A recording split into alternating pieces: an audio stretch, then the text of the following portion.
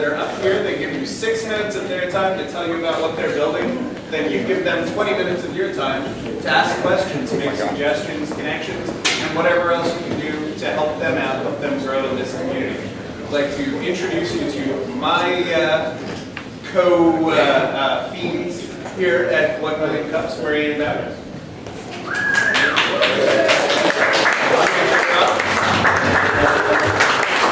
Our newest organizer, Chris Bennett. There are like 15 of us not here today, so yay to them in that section. My name is Sean Kennedy.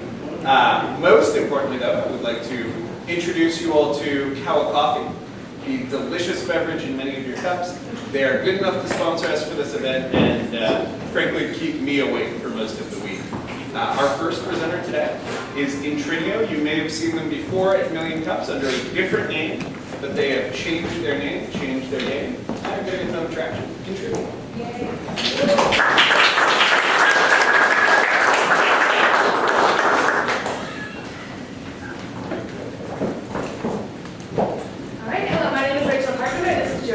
We are co-founders of Intrinio.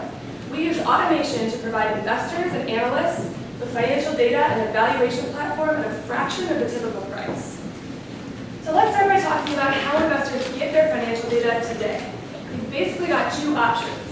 You can go out there and manually enter and pull in all of the data, which, trust me, takes hundreds of hours, or they're going to end up paying a large data firm between $10,000 and $50,000 per person, per license, per year to access this data. We use automation to provide all of that data at a fraction of the price through an API and Excel added and Google Sheets data. We have historical financial statement data, both as reported and standardized, basic company information and metrics, historical stock prices dating back as early as the 70s, financial ratios, sales, earnings, and growth estimates, and economic data. We are the only financial data platform that is compatible on Macs as well as in the cloud on Google Sheets. You can access our data anywhere, anytime, on any device, Apple products, Microsoft, and Google. With this data as our foundation, we've created an innovative valuation application which allows anyone to value any opportunity, from idea stage to startup to private company to public company. What's really exciting here is we built our architecture to automatically aggregate all of the assumptions that are fed into the valuation model. This means we are in essence crowdsourcing the aggregate assumptions of an entire community of investors and entrepreneurs on the future prospects of ideas, companies, industries, the US economy, as well as the global economy. This has never been done before and is extremely valuable data that we can sell back to our community or to other investors through our established API, Excel add-in, and our Google Sheets add-on. Just how big is the market for this financial data? It's pretty huge. Just here in the United States, it's $12 billion. Globally, it's $25 billion. But as you can see from this chart, over 70% of this market is taken up by just 5 major data providers, who all charge between $10,000 and $50,000 for one person to access this data. That is a market that we are disrupting. We're starting by targeting academic institutions and individual investors, the kind of investors who can't afford to pay $50,000 for data, and we've had really exciting traction. We're working on moving our way up into the professional market, larger financial institutions and financial professionals, and we've already had a lot of interest from these professionals. We are building a SaaS business model and a revenue model for our company.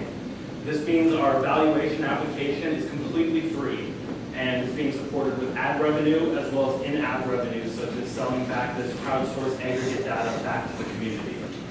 We're also selling our data for $50 per month per user, and this is for any individual investor that comes to our site and is looking to subscribe to our data feed. We're also working with several universities, and the pricing is about $65 to $100 per semester per student, which means we're basically less than the price of a textbook. And we're also talking to universities on various levels, such as a department-wide resource for a finance department or an MBA program, but also possibly as a university-wide resource, and pricing for that would vary depending on the size and scope of the department. And lastly, we've had interest from several developers who want to use our data feed for building apps and other applications that previously they could not get access to because of the cost for this data. So for a startup, it would be $200 per month and upwards to about $2,000 per month for an enterprise to use our data. And lastly, we are building out our professional valuation subscription. This is for anyone in the private company valuation space, private equity, as well as public securities analysts who want to leverage our innovative valuation application. We've had some really exciting traction so far. We have over 10 universities that are on board using our data as a campus-wide resource. We've had a lot of interest in the private company valuation sector. These are individuals that have over 25 years of experience sometime. They're used to paying $10,000 for this data, so now they're interested in using Intrinio data instead. We've had over 50 individual investors come to our site and start using our data, and we've been lucky to have some professional testers by our side testing and giving us great feedback, loving what we're doing so far. Franklin Templeton, Robert W. Baird, Doyle Wealth Manager right here in town, as well as the Chicago Board of Trade. Now, Joey and I would never have been able to get where we are today if we didn't have a very unique crossover of skills. Joey got his undergrad in both finance and accounting, went on to get his master's of accountancy, and is now a CPA, with lots of experience in private company valuation, as well as public security analysis. I got my undergrad in both finance as well as management, and I have a lot of experience managing teams and doing market research. But on top of that, Joey's an advanced back-end web developer, and I'm an advanced front-end web developer, which means together we have the financial and technical expertise to make Intrinio a reality. Thank you so much for your time, and we'll take any questions you have.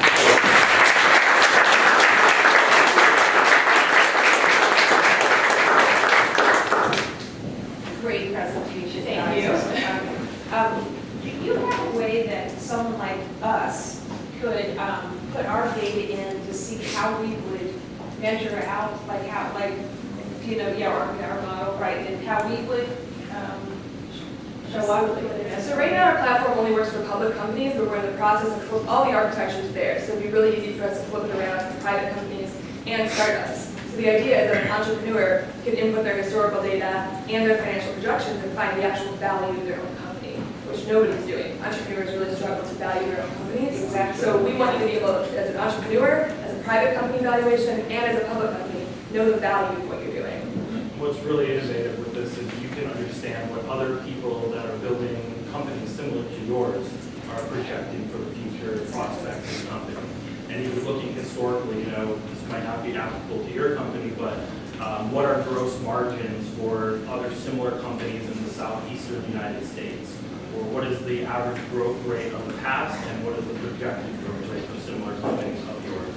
And that is, I mean, that's incredible data that would be extremely valuable to any, I mean, even public companies, that's extremely valuable data to them, but for startups like us, that's valuable for building these models that investors want to see.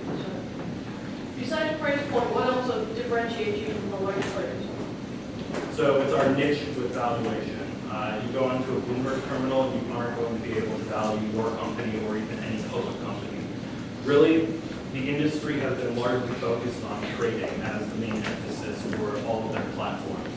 And really, we're taking a step back and taking a Benjamin Graham approach, which is the value investing approach. We're trying to understand what the value of your opportunity is as opposed to the price. And that, I mean, that's what made people like Warren Buffett rich like they are, but at the same time, it's really changing the paradigm and changing how people think of investing.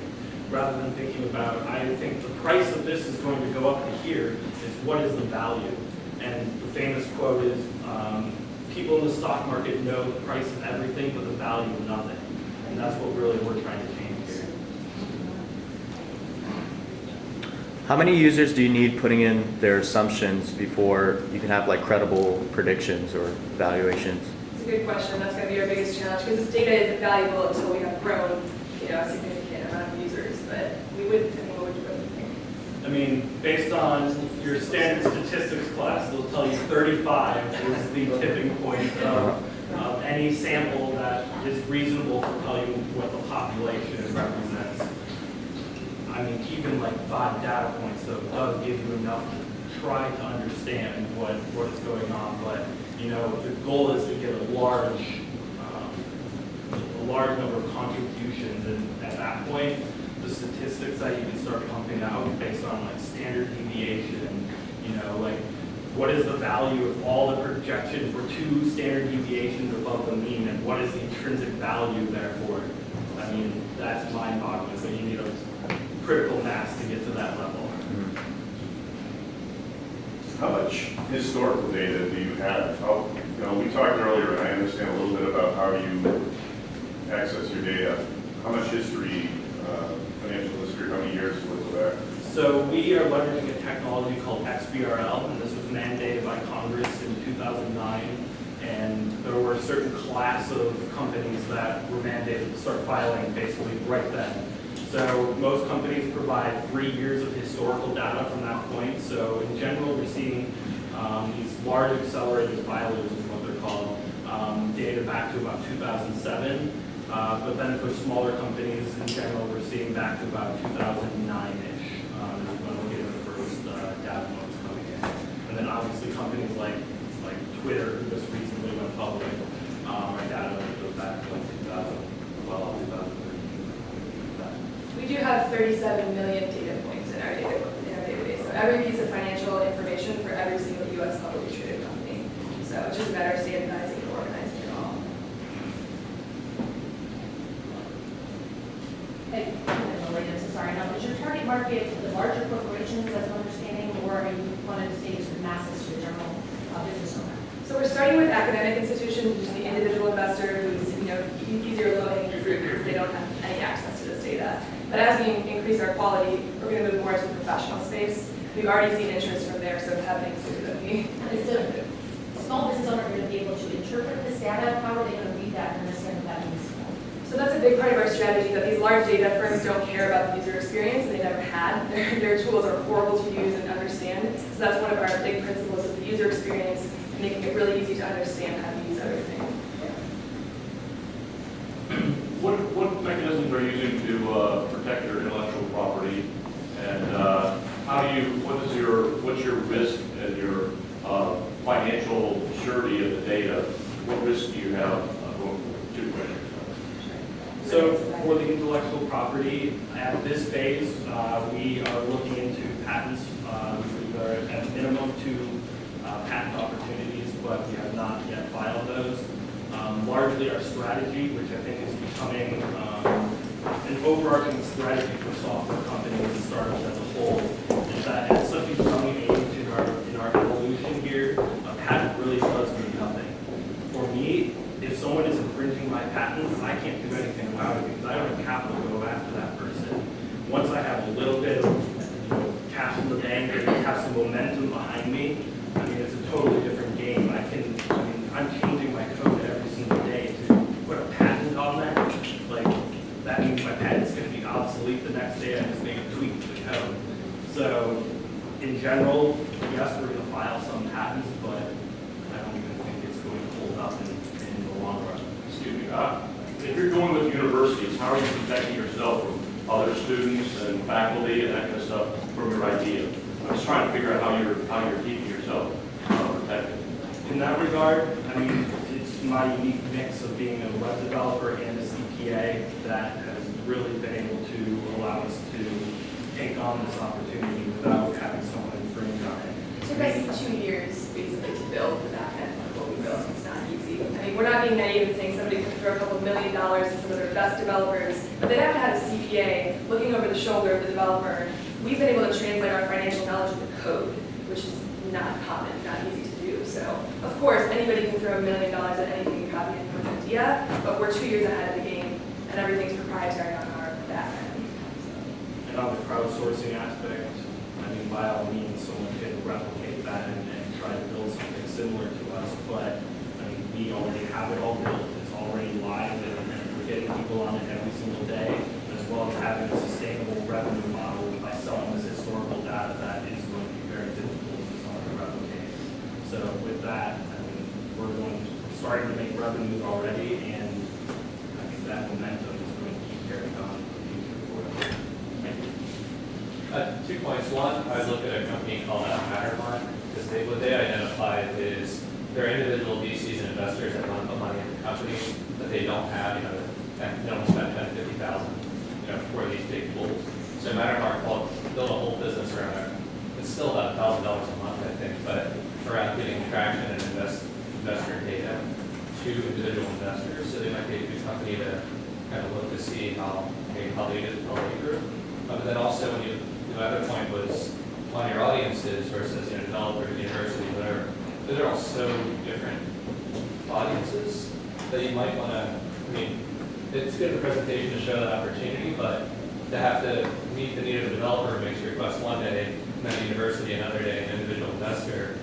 Have you found a particular audience where you think there's the most opportunity in, and are you focusing more on that one audience to double down versus trying to make a developer happy one day who says oh, I want to build this app, need this piece of data.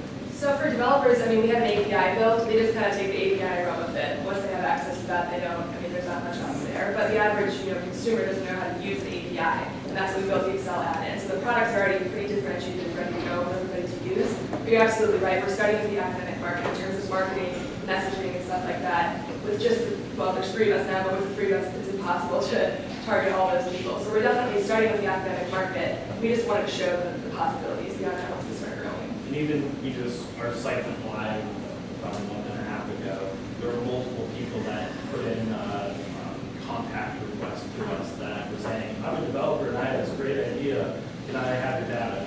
And we don't have our infrastructure built for them, like in the payment processing aspect, but we're leveraging Stripe as our payment processor. So it's really easy to get that up and go and support them. And so if that's the case, maybe somebody like LexisNexis or somebody who sold data products into universities would be a great final piece or fit. Our strategy is very much like LexisNexis in that we're giving students access to this data for dirt cheap. Yes, LexisNexis is completely free, but they're a totally different phase of what we're at. But giving them that free and very cheap resource with the valuation tool, we're in essence getting on the ground floor with students that are really going on to the professional world. And they're going to go into the JP Morgan, the Goldman Sachs's, and they're going to be handed this Bloomberg terminal and this Capital IQ subscription. And they're going to say, I've been using Intrinio for the past 3 years. Why do I have to use this? And then hopefully their boss comes and contacts us, and then we can sell them a much more expensive subscription than they're using for. 2 questions. Number 1, what are your 2 biggest hurdles to the next level? And what would your exit strategy be? What's the end goal? What's the big vision for this? Where do you want to see this finally end up? You want to do okay. First question again was 2 biggest hurdles to go to the next level? To go to the next level. I would say traction and getting enough users on to make our data valuable. That's going to be a huge marketing effort for us. And with just 3 people, we're in the process of raising money right now to really beef up those marketing efforts and getting a critical mass on board so that the longer-term strategy is really crowdsourcing off data. But that only becomes valuable when we have a community. So building the community and marketing is going to be a huge hurdle, I think. On the exit strategy, I believe that we are a prime candidate for a bolt-on acquisition. This means that a company like Bloomberg, for example, I don't know if any of you out here have used the Bloomberg terminal, but it's absolutely atrocious. It's the worst user experience you could ever imagine.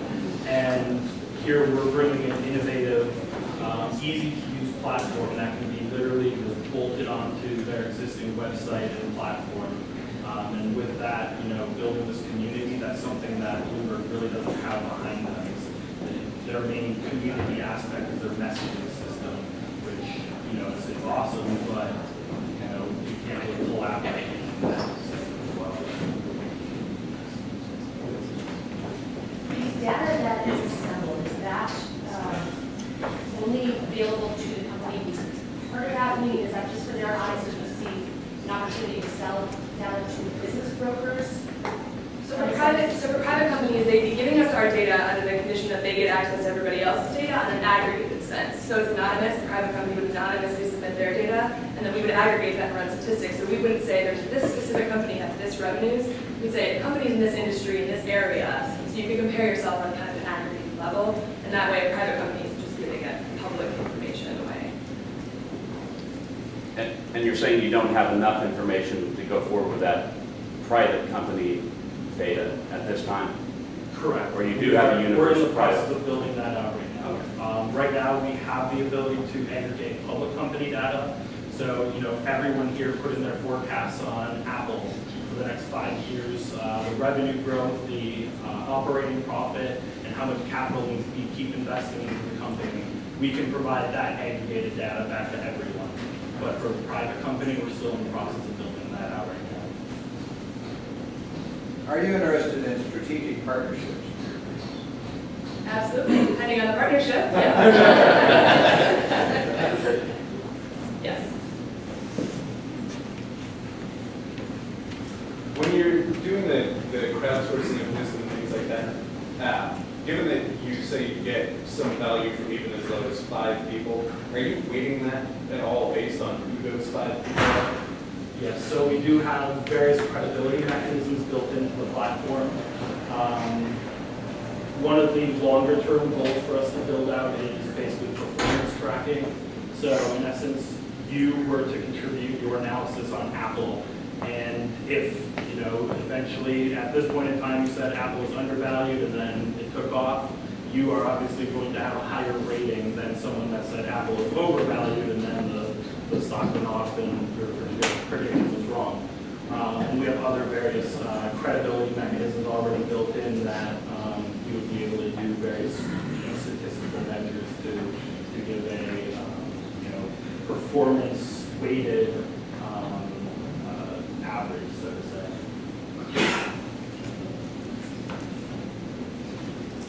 I guess I'm just a little curious as to a little more of your experience and background. You have years and years of experience in this industry, Is this what you're doing 80 hours a week, full-time, both of you right now, for the last 2 years? Do you have a day job and this is what you do over coffee on the weekends? Where are you in this career? 80's a little short. It's been about a year and a half, 2 years almost now that we've been full-time. Yeah. So I previously worked at the State of Wisconsin Investment Board, so pension fund for the whole state of Wisconsin. We were building a knowledge management system there, and I was the liaison for the fixed income team. And basically, we're trying to build what we built here for everyone, not just for the pension fund. And beyond that, I also worked at a large accounting firm in a private company valuation group, which, my boss told me one day that he was quite upset that he was paying all these data providers more than he was paying me in a salary. So that was a cue to me that I think there's an opportunity to try to disrupt this space and provide this data back to these practitioners that are paying insane amounts of money just to do their job. So it's the same question to you, Rachel, and then are you doing this right? Are you local to St. Pete now? Or are you going to build this in St. Pete? Are you going to be part of our community? That's a great question. Yes, that's a good question. I got my degrees in both finance and management, but then I have a lot of experience managing teams during school, but I graduated and started doing this right away. So I've actually never had a real job, thank God. This is always but I took a year, we both took a year and learned web development, so that was huge. The first year of this was basically market research, building the business plan, and teaching ourselves web development. And now we're to the point where I can do the front end, he can do the back end, we can build websites. We basically build the entire thing ourselves. Okay, and then the St. Pete question. Yes, we're located at the Pointer Institute, right over here. So a couple other people in the crowd. It's kind of an organic group of startups that have come together that didn't really want to be governed by any type of government or funded entity. We wanted to organically grow because it's been proven that groups like that grow better when it's entrepreneur-led. So we're kind of an organic, not putting a name on it, not putting anything like that, just a group of 7 or 8 of the most promising startups in St. Pete that have gathered in the little wing of the Pointer building. So we're going to outgrow it pretty soon, looking for new spaces. But yeah, we plan on being in St. Pete as long as we can raise money. Yeah. Being a part of a public company that short sellers have manipulated the market, is there a mechanism that you're going to be able to, and kind of crawls on the same end of what Sean's asking, is there a way to actually find who's actually evaluating it versus just the common people? Absolutely. So what's really interesting is there's a lot of similar companies. There's a company called StockTwits that they are basically the Twitter for stock. So AAPL with a $sign in front of it is like the key code, the tag. And they have a dedicated investor relations platform that allows the investor relations of any publicly traded company to monitor and be able to flag things that are possibly, not true, that need to be further reviewed. But by all means, we do need to keep an open forum, but we need to have the mechanism in place that if there is a potential issue, that needs to be taken care of very quickly. Especially since, there's been many instances where, like a Twitter feed comes out that says the White House is blown up, and then all of a sudden the stock market dives 5%, and then within like 3 minutes, they're like, the White House is still there, and then the stock market comes back. There's stuff like that there's definitely things we need to build in place to make sure that that we're not disseminating false information in the market. So as a community here, how can we help you grow your business?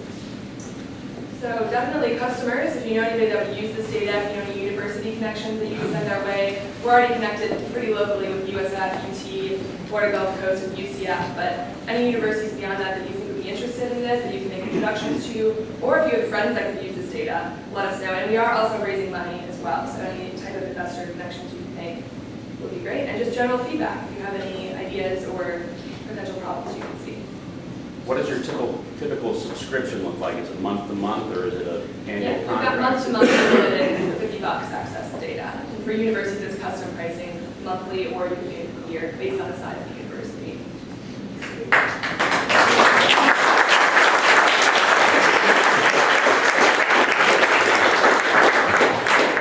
Awesome. Well, thank you again all for coming out. Just as a little FYI, we do have some seats throughout here. If any of you guys standing want to come up and have a seat, please feel free to do so. So over the next couple weeks, we've got some cool things coming up. Gasparilla Interactive Festival, which is going to be held in downtown. And then also you have the Spring Entrepreneurial Academy that's here. Free event put on by, discounted event for you guys. Through the greenhouse. Sean's probably going to kill me. But then you have a couple weeks after, it's a small business forum that's at the Crown Plaza in Tampa. That one is a couple-day event, $200 to go. But if you're signed up for our email list, we have a discount code to give you half off for the ticket. So be out on the look for that. If you're not on the email list, you can find it right over in the corner by the door. And also in April, it's a couple months out, but it's my event, so I hope you can all come. It's over in Tampa. It's all about connecting entrepreneurs to technical resources for good fun. So there'll be all different types of fun raffle, all to benefit the honor guard of TPD. So I hope you all can make it out there, and I'd be happy to give you any details. It is a free event, so you guys don't have to pay to come. But next up, we have Edwin with Linkplug, so please give him a warm round of applause.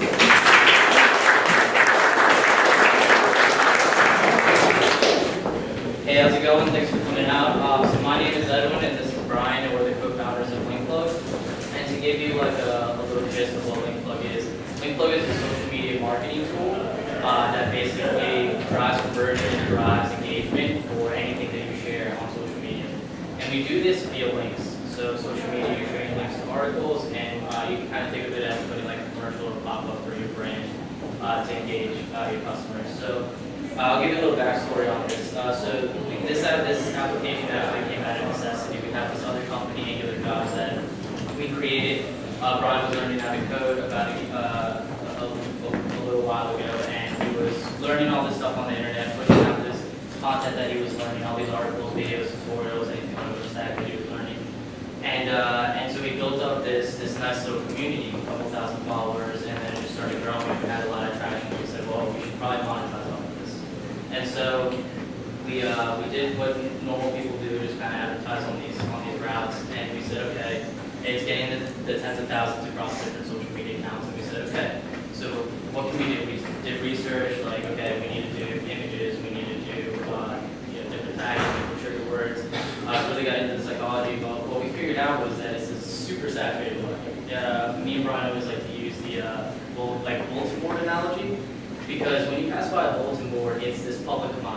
anybody can post on it, anybody can put anything they want on it.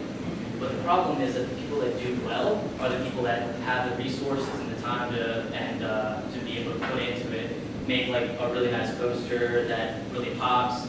And like these companies, unfortunately, with social media, you know, they can do the psychology of trigger words, like what triggers you to go to the call to action that they have, or geo-tracking. They have really robust apps that can actually target you and like where you are. So it's really tough. So we said, okay, let's try and get away from the bulletin board and like a saturated market. Let's try and go to something that people aren't using. And so we figured out that we could put these advertisements and these engagement opportunities via links. So that's kind of how this came about, and it's been really nice because we've been able to work on this. We just went into public beta about 3 months ago, and we've been able to work on it almost full time because Angular Jobs is actually working massively now. It's still growing, and it has over 50,000 across Twitter and LinkedIn, and we've been able to leverage it and keep growing Angular Jobs just using Linkplug as the marketing. So I'll go into the demo here. Okay, so this is the interstitial experience. So what we do is, say you click on a link on social media. As soon as you click it, sometimes like a normal experience, it would be loading the page, whatever JavaScript needs to load or whatever's on there. What we do is we serve this page from our CDN, and it's instantaneous. So this is the first thing that you see immediately as you click it, super fast, and then the page is loaded in the background. So we love it for our users because it's great branding for them. So it's a great branding experience, and then the people that read the articles don't see the page loading. It's a better experience. So that would be your company's logo there, not Linkplug. Right, exactly. So I forgot to mention that. So this is actually analogous to Forbes' thought of the day. I'm sure you guys have seen this, where if you go to any Forbes article, this is what it's called an interstitial, and then you have to click on next to it to actually go see the article. So then you go next. Okay, so this is like the actual main part. So here you would see the call to action for your frame. So this is just a stock, promote your business, album, event, whatever you want to promote. And then this stays throughout the reading experience. So if you can click next. So this is the actual like full product. So when you click on it, the actual full advertisement and engagement opportunity pops up.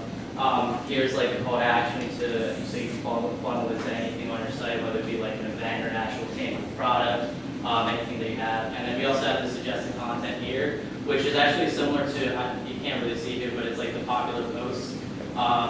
So here you have popular posts on TechCrunch. So this is kind of like your popular post. So it drives engagement. It's like, okay, I like the content that you're sharing. So the example of us, we share stuff that's for developers. So this resonates with them, and they're like, oh, well, I want to continue reading and continue engaging with your brand. And then here we have like the simple sign-up email for any kind of newsletter, whatever you want to collect emails for. Any of these three features can also be displayed individually. So if you only want to call to action, or you only want to recommend people go to other content on your site, then you can do so. Yeah, if you want to go ahead and go into the split testing, the demo, just click on the.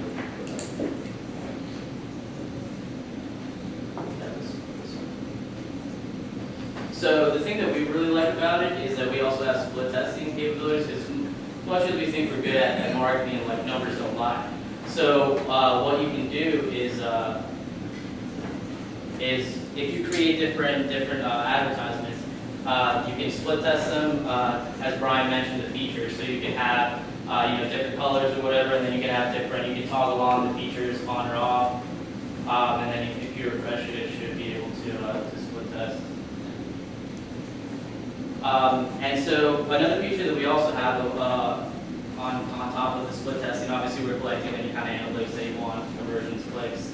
Hopefully in the future we'll also do tracking and retargeting.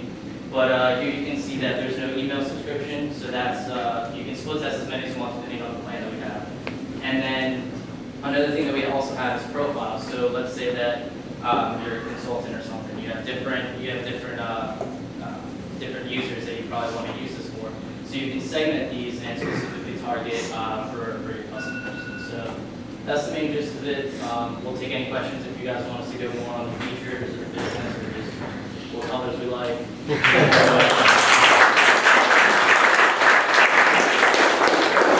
So these ads on the bottom, are these ads from my company or these right, ads exactly. from like Google AdWords? No. So they're completely yours.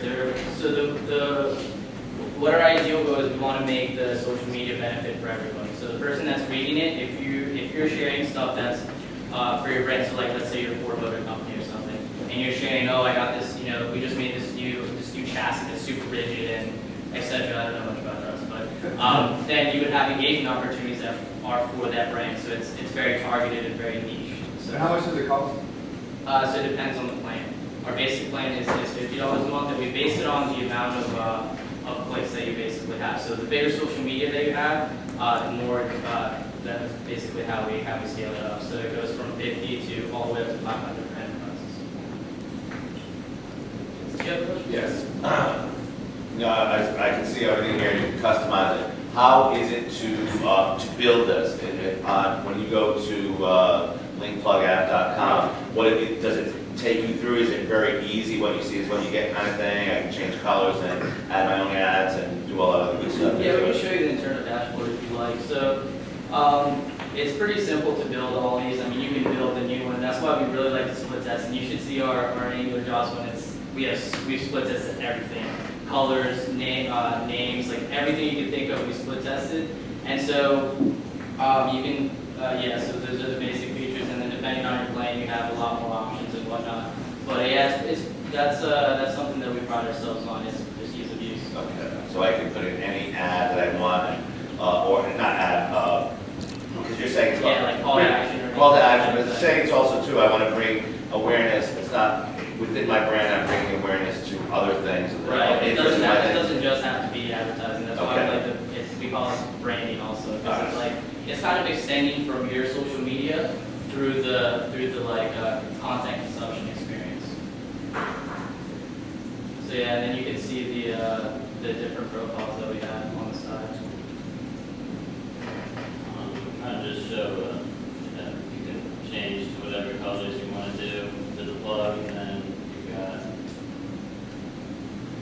this would be the main call to action right here. And if you want to toggle that off, you can toggle that off. And you kind of just go through this little widget. And same thing with that. And then if you want to be left only get an email for an email list, you can do that. Some sites, they like to, instead of sending people from one website to another website, have a link plug so then they can have suggested content. Instead of just having suggested content on their page, when I go to your page, there can still be suggested content from my page since I sent you there. Yeah, a lot of blogs like using that because at the end of the day, they just want to provide value. So it's a way to just continually, when you go on, when you click on a link from social media, you're taking completely away from that brand. Yeah. Somebody else's article. Now you can stay in touch with that person throughout if they want to continue. If they don't, then they don't. We'd like to give you guys the option. What's your marketing plan? And the reason why I ask that is because I love what you've done. It's so amazing, and especially your flexibility to focus on one part or the other. And it just struck me when I was sitting here. I used to work for a really large financial institution, like private wealth trust group, and the way the pop-up worked, I just thought, wow, it's like perfect for financial forms like 10K, like public, it's not private ones, but public ones. So like public announcements for financial institutions, their 10Ks, their 10Qs, even like a copy of their annual report. And I thought it really, especially so much wealth management focus here in St. Petersburg, I don't know where you live, but if you're here, for the publicly traded companies that do publish that information, for as affordable as your product is, I just see you at Raymond James or Franklin Templeton so easily. Your product is amazing. Thanks. Appreciate it. Yeah, we definitely think that kind of enhancing the information you want your customer to know, which I believe that's like what the just goal because is. at certain times of year you're required to publish. Yeah, and what we like is too, we've had a user that didn't even use it on social media because we use the social media just as marketing terms because it's easy to grasp, because that's where the most links are shared. And he used it actually, so it was on his site, and somebody would click to, forgot not to touch the screen. It would be a link, and then it would go to his PDF, so download my PDF, but it would also have an announcement of what's going on, like, hey, next week I'm releasing this, or don't forget to check out this. So it really works with any links. We just use social media because it's the way that we started off with our initial growth. So. Who's your competition? What's that competition? That's a good question. So we do have one competitor in the space, but they're just as kind of recent as us, and this is just such a new territory for advertising. And then, was your question just specifically for us, or like the big voices that you're asking as well? Okay, so our the biggest person would also be Bit, just because of the wealth of links that they have and the inventory that they have. However, their business model is completely different. But that doesn't mean that our end goal could be ideally not an aftermarket, just an aftermarket, so we can work on some other stuff. So yes, sorry. What kind of success have your customers had on this? Do you have any metrics on like an ROI or conversion rates? Yeah. Do you want? So right now, I think that because of the size of our customers, our personal past company, or it's kind of current, just on the side right now, that actually gets the best results because we've put the most time into building the campaign. We're really looking to kind of find companies to help build those case studies though. Right now we've got a lot of free level users because there is a free plan that we didn't mention, but when it comes to like the next size up, that's where we're really focused on getting the data from. Have you tested your software against ad pop-up blockers and the system called Ad Track? Yeah, so it doesn't right now currently get like shut down by those, and there's definitely the capability for them to put it in. There's definitely ways to get around this, but it's the same with all the ads. If you don't want to see ads that bad, you're probably not a valuable customer to be clicking the ads anyway. So we're not too worried about that at the moment. Yes.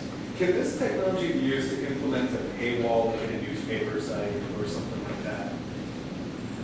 We've actually had that question a lot. I guess you probably do better since you're the tech. Yeah, it definitely could. So what's happening is we're basically rerouting the user to a new web page. So from there, we can add a whole wealth of different tech.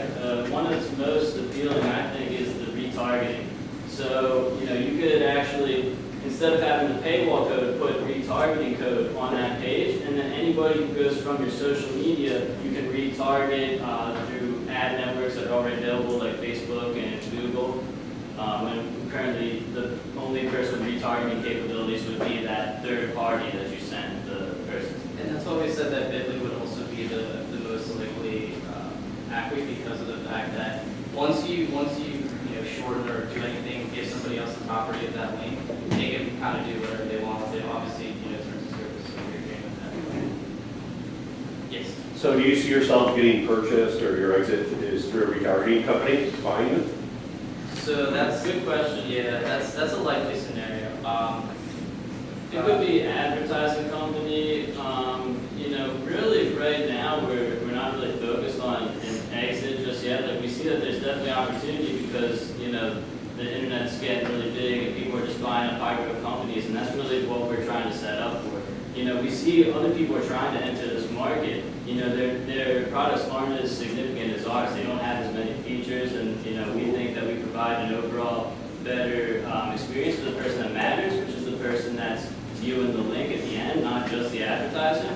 So we think that if we can grow that way, then we'll see some kind of acceleration. Do you have any agencies signed up using your product? Agencies? You know about the customer better than I do. I don't think we have actual agencies yet. We're definitely interested in talking to them though, and working on like a real high level to build some case studies. Yeah, the main customers that we have now are actually institutions and lawyers. We also have some social media people, obviously, but that's to be expected. So. Agencies really love case studies. They're all over their Yeah, websites. So yeah, that's why we're. Be a good way to integrate it. Yeah, and we've been building this out for a while. We haven't really done any marketing. It's just been completely organic because with social media, everything's viral. So our viral coefficient is very high. Everything just comes organically for us. No marketing whatsoever. Our competitors have done marketing, and they've scaled. But you know, we're excited because we're building it and making sure that it's the most pleasant experience for everybody. So then that way we can use those tracking routes that they use and kind of do less promo work to scale in the same manner.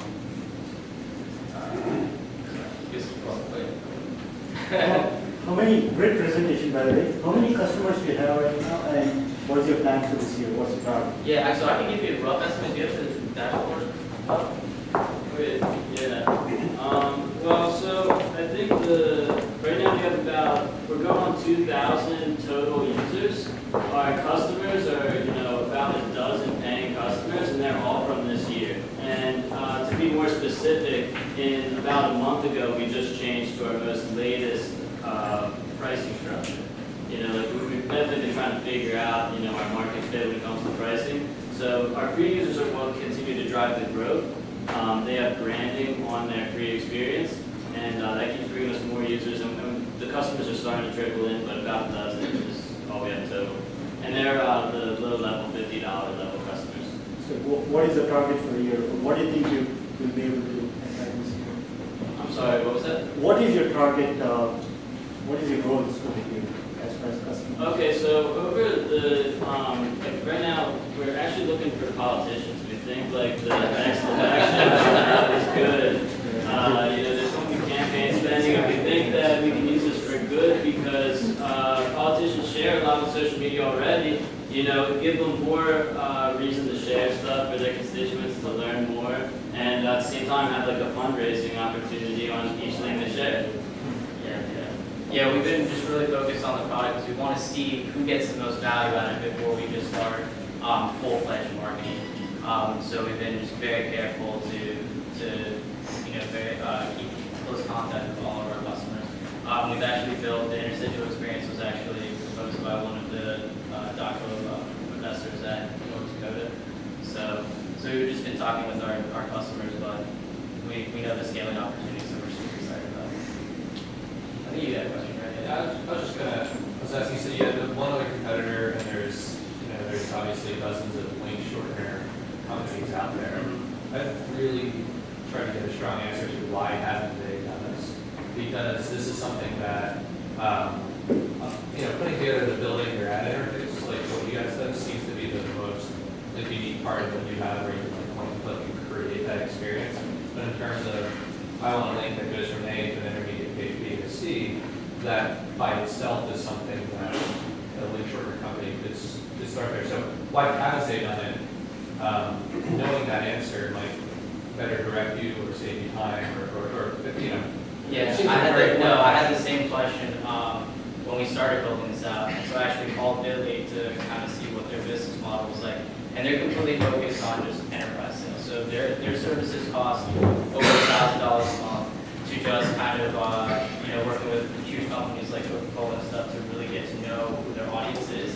Because this is kind of a tricky space. This is a space where we have to make sure that it's a pleasant experience for everybody, but we're willing to put in the work and do the grunt work to make sure that it's like a pleasant experience. And Billy just started to monetize. So it's also a possibility that they just haven't explored every avenue or haven't worked on. So that's why I said they would be our most likely. I just want to add something about Billy. They're also really large right now, and what we do is some pretty heavy processing for our primary experience. We've really cut that back for the free users, but we're actually even considering cutting out the free segment of our product completely. But I think that for somebody like Bitly to come in with the amount of links that they would have to be, it would be a big feat. At their scale, if we follow the links to make sure when somebody's trying to use our product, it's not already shortened and not, going to be incompatible. Additionally, our competitors in the space, they don't work across 100% of the websites. And that includes big ones like Facebook and some other big ones that developers use often. This is because they don't allow iframes. We actually check for that, and we respect their right to not accept iframes. But what we do is create a separate experience that is just very similar to this, but instead of framing the site and having our stuff over top of the site, it's like a commercial right before the site. So there aren't actually any competitors that I'm aware of that do that.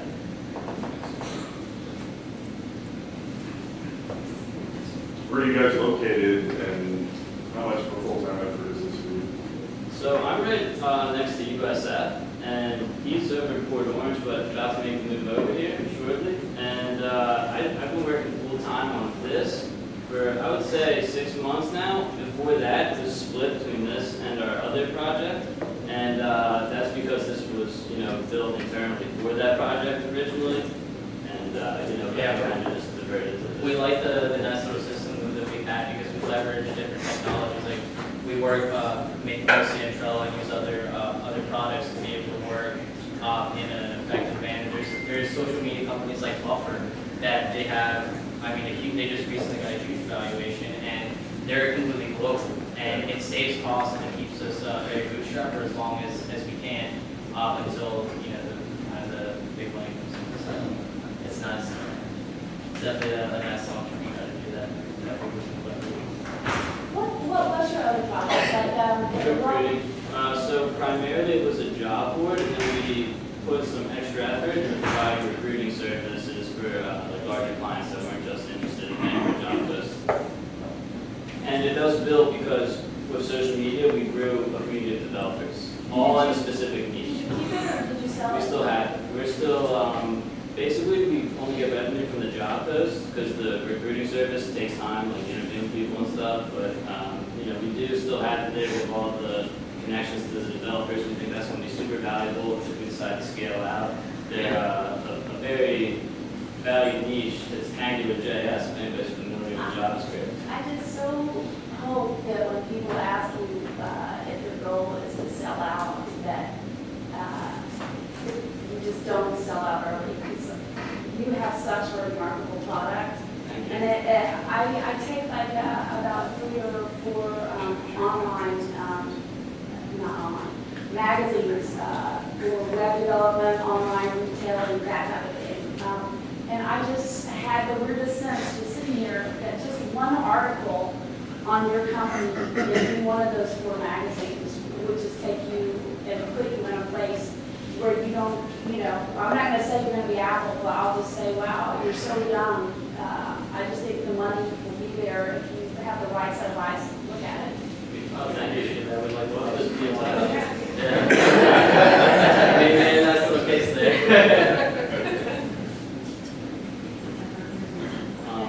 Was there a question? Yes.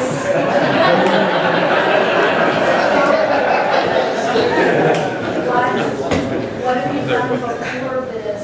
Because whenever you tie those two together, this is such a well-done product. I just wonder what, just out of curiosity, what have you done, and are you still working on the other project? And if Well, we're kind of keeping it there because, we're both young. We know this isn't necessarily our, future. So if this somehow, fizzles out, then we've got what we see as a very valuable resource, all these connections to developers to kind of go and, we do see with that business, if we were to step back into it, opportunities for us to pivot and, make something new out of it. Not go in the same direction that we're going. But yeah, we definitely didn't want to just, let it go completely at this point either. Yeah, it's definitely systems. He's got a couple DAs working on it for a few hours a week.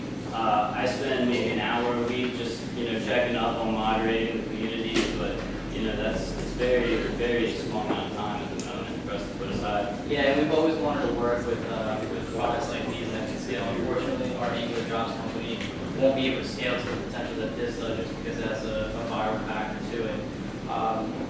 But we have been doing pretty good on the Angular Jobs to be able to support this project. So we work practically full time.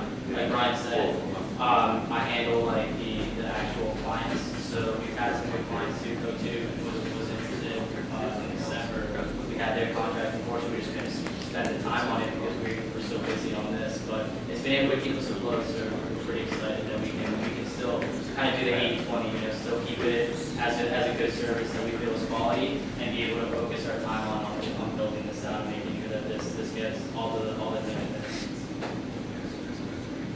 needs. So how we as a community, how can we help you guys grow and continue to scale the business? So like I said, we're really working on the product and making sure that we can make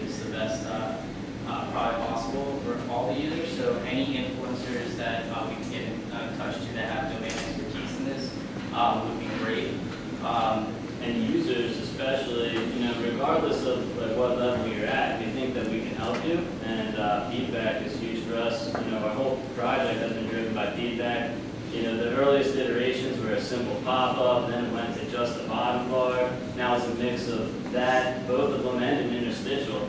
So, that all just came from lots of feedback. So anything along those lines that, we're connecting us with somebody who could potentially be a case study is our ideal customer right now.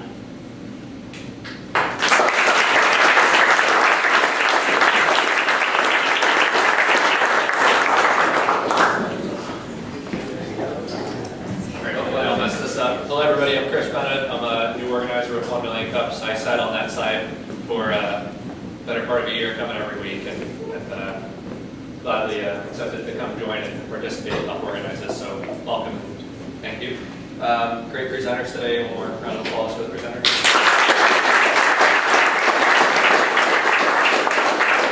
Just to remind everybody about the mailing list. There's a mailing list in the back if you're new. Back there in the corner, write your email down, and you'll get a weekly email letting you know who's going to present, and then a follow-up with links. Yeah. Follow up with links afterwards. If you did sign up but are not getting the emails, that's probably because we couldn't read your handwriting.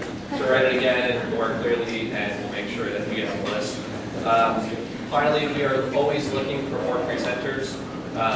That's our biggest need right now, is to have more companies in the Bay Area. They are less than 4 years old, less than $1 million in revenue, doing something innovative.